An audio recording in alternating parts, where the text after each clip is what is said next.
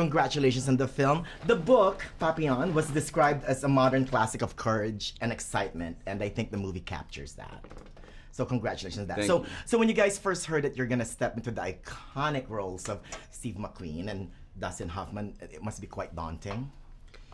Yeah, I just said no. Yeah, I said no. I said I'm not going to put myself in that position, and then they hired another actor that I really, really admire, and I thought, oh man, I've made a big mistake, and it sort of haunted me for a second, and then it didn't work out with that actor, so I met with the director and had a long conversation and see if I could get over the idea that I had in my mind that, you know, that we would be too closely linked to our predecessor, you know, Right. and when I spoke to him, his sensibility as a filmmaker is so different from the original filmmaker's sensibility that I felt confident that this was going to feel like a different film and an independent adaptation more than a remake. Is that the same reason that you joined the cast? Yeah, absolutely. He had his own unique style of filmmaking, and I love his previous films, and I just knew that in the same way his sensibility would be something that would take this to it's an entirely different world, and love the idea of working with Charlie. Well, and yeah, and that was also, I mean, both of your roles are both, I mean, physically and mentally and emotionally exhausting, right? I mean, how did you guys prepare for the role?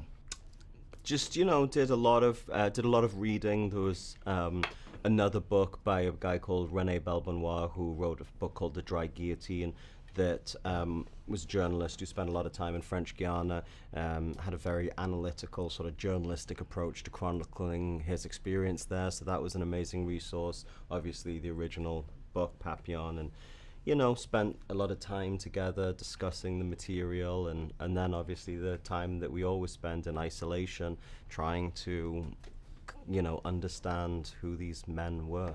Right. Or who we wanted, our interpretation of who they were. Why do you think the story is still relevant today?